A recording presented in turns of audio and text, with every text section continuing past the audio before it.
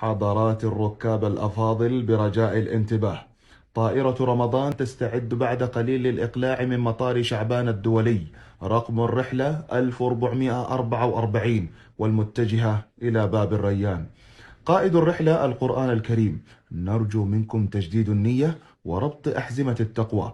ممنوعات الرحلة: ممنوع الانشغال بالمسلسلات والفوازير، ممنوع الانشغال بكثرة الطعام، ممنوع الغيبة والنميمة. وتذكر بأن الطائرة مزودة بأجهزة وكاميرات مراقبة. ما يلفظ من قول إلا لديه رقيب عتيد.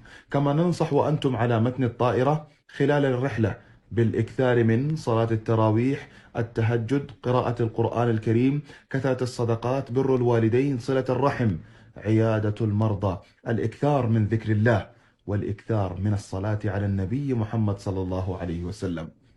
نتمنى لكم رحلة إيمانية سعيدة، وإلى اللقاء في حوض نبينا محمد صلى الله عليه وسلم.